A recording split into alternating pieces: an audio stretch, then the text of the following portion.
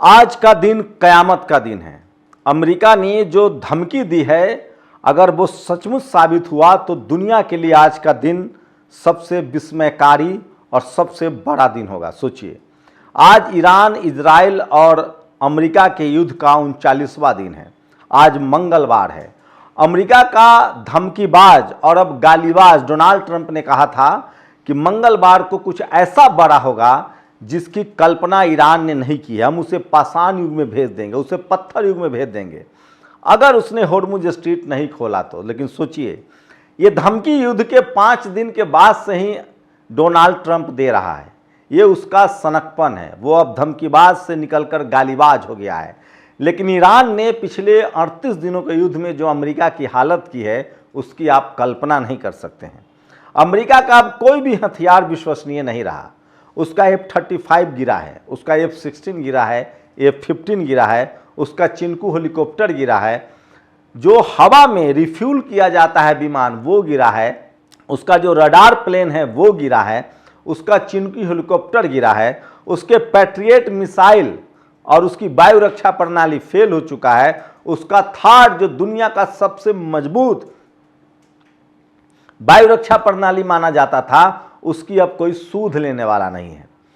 तो सोचिए, 38 दिनों के युद्ध में ही अमेरिका पूरी तरह से बेनकाब हो चुका है और दुनिया भर में उसकी किरकिरी हो रही है।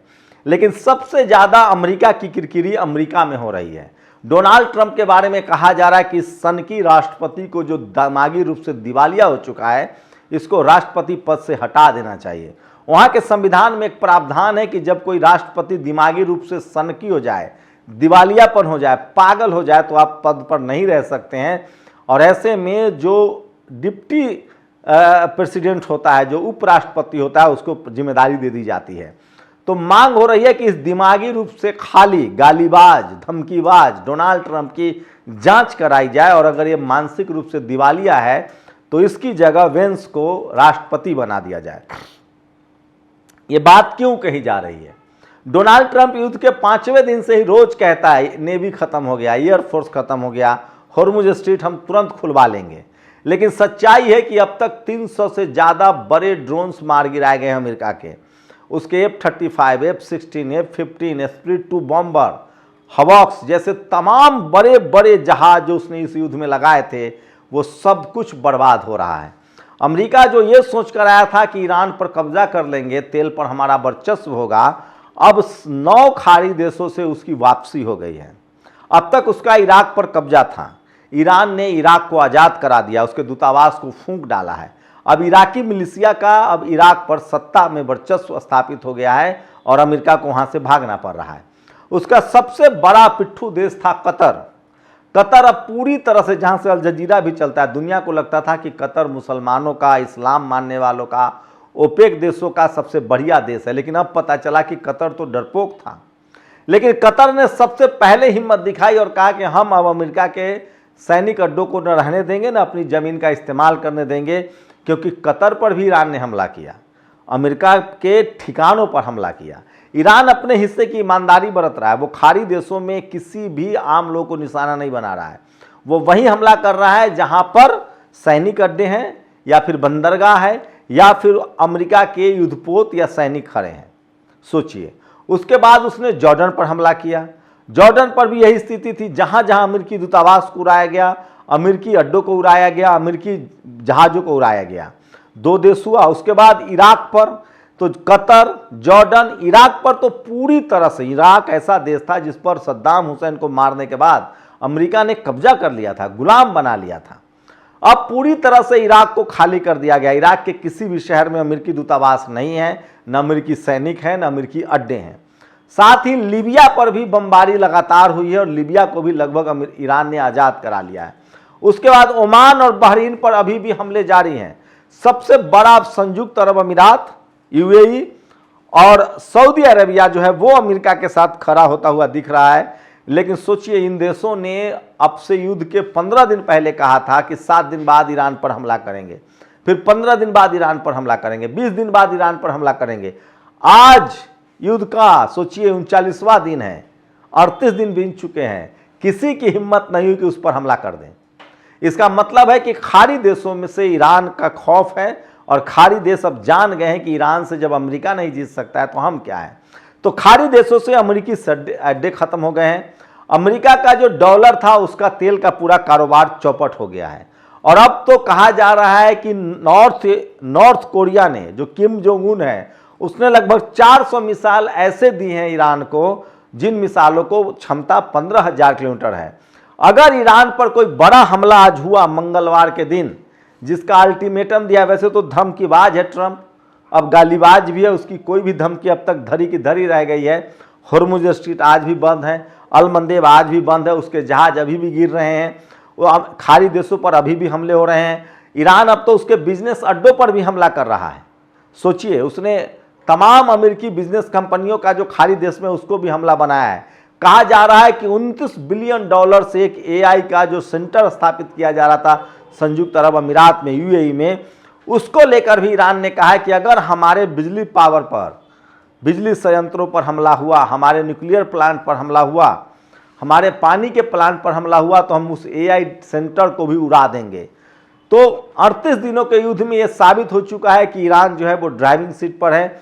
अमेरिका सिर्फ धमकी से काम चला रहा है और अमेरिका का कोई लेटेस्ट वेपन नहीं है, कोई मजबूत वेपन नहीं है जो अब इस युद्ध में नुकसान नहीं हुआ है। सोचिए, उसका थार्ड बर्बाद हुआ, उसका पैट्रियट वायु रक्षा प्रणाली बर्बाद हुआ, उसके स्पीड टू बॉम्बर बर्बाद हुए, उसके रिफ्यूलिंग जहाज बर्बाद हुए, उसके रडार वाले जहाज पर बम गिरे हैं, उसके F-16 F-15 का तो पूछिए मत, ये तो आलू गाजर की तरह काटे गए हैं। तो अमेरिका की 38 दिनों के युद्ध में दिवाला निकल चुका है। 39वें दिन की धमकी है, आज कुछ बड़ा होने वाला है, लेकिन अभी भी होर्मुज स्ट्रीट बंद है। अल मंदेब को भी बंद करने की धमकी ईरान ने दे दी है। तो ईरान के स्कूल पर बम गिर रहे हैं, कॉलेज यूनिवर्सिटी पर बम गिर रहे हैं, लेकिन अभी भी उसके जो 2 बड़े शहर हैं जो सामरिक रूप से मजबूत हैं, चाहे वो बूशहर हो या इस्फहान हो या फिर उसकी राजधानी तेहरान हो, दरअसल अमेरिका को पता ही नहीं है, या पता भी है तो वो कुछ कर नहीं पा रहा है। ईरान के जितने मिसाइल हैं वो सब के सब टनल के अंदर है, सुरंग में है, और सुरंग के ऊपर पहाड़, फिर धरती के 300-200 फीट नीचे सुरंग है, जहां कोई बम नहीं जा सकता है, जहां कोई मिसाइल नहीं जा सकता। वहां जाने के लिए पैदल से ना जाना पड़ेगा। और कई बार अमेरिका ने कोशिश की, खार्ग में कोशिश की, इस्फहान में कोशिश की पैदल से ना उतारने की, लेकिन उसे मुंह की खानी पड़ी है। इस युद्ध में 38 दिनों में हजारों अमेरिकन सैनिक जान गंवा चुके हैं और पूरे अमेरिका में घमासान मचा हुआ है। वहीं इस युद्ध के बाद सोचिए 45 साल ईरान ने प्रतिबंध झेला है, सिर्फ 38 दिनों में ही दुनिया में तेल और गैस का संकट है, क्योंकि दोनों रास्ता को बंद कर दिया, होर्मुज स्ट्रीट और अल मंदेब। लेकिन ईरान ने साफ कहा है कि हम उन्हीं देशों को तेल और गैस नहीं जाने दे रहे हैं जो अमेरिका और इजराइल की मदद कर रहे हैं। बाकी देशों से जो न्यूट्रल हैं, जो युद्ध के पक्ष में नहीं है, हमें उनसे कोई दिक्कत नहीं। इसलिए खाड़ी देशों में तमाम जो बड़ा संकट है वो इस वजह से है, क्योंकि तेल और गैस नहीं पहुंच रहा है। यूरोप में अब फ्रांस के पास तेल जा रहा है, स्पेन के पास तेल जा रहा है, तो इसलिए यूरोप के सारे देशों ने अमेरिका से कन्नी काट लिया है। खाड़ी देशों ने भी अमेरिका से कन्नी काट लिया है और खाड़ी देश अब कोई ईरान पर हमला करने की तैयारी में नहीं है। तुर्की तो बाकायदा बयान देकर कह चुका है कि हम अपने भाई के साथ हैं, हम ईरान के साथ हैं। तो अमेरिका और इजराइल जो है वो पूरी तरह से अलग थलग पड़ गया है इस 38 दिनों के युद्ध में। आज देखिए, तमाम धमकी के बावजूद देखते हैं, रात तक इंतजार कीजिए, 40वें दिन सब पता चल जाएगा, दूध का दूध और पानी का पानी, कि डोनाल्ड ट्रंप कुछ करता भी है या धमकीबाज है। दरअसल वो युद्ध इस युद्ध में फंस चुका है। वो चाहता है कि किसी भी कीमत पर कुछ भी बोल के बस निकल जाए ताकि प्रतिष्ठा बच जाए। वो इस युद्ध से निकलना चाहता है, लेकिन वो निकल नहीं पा रहा है, क्योंकि खाड़ी देशों में उसका बोरिया बिस्तर बन गया है, उसके तेल के कारोबार खत्म हो गए। अमेरिका अब दूसरे नंबर पे चला गया है और पूरी दुनिया के सामने उसकी पोल पुटी खुल गई है। वहीं इजराइल की लगातार कोशिश है कि किसी भी कीमत पर इस युद्ध में अमेरिका को फंसा के रखा जाए, क्योंकि ईरान ने कहा था कि हम नक्शे से इजराइल को खत्म कर देंगे, और इजराइल पर चारों तरफ से हमला हो रहा है। ईरान का मिसाइल, कोई ऐसा शहर नहीं है इजराइल का जहां मिसाइल्स नहीं गिर रहे हैं। इजरायली अब रो रहे हैं, बंकर में मर रहे हैं, वो कह रहे हैं कि हमारे रिहायशी इलाकों पर बम गिर रहा है।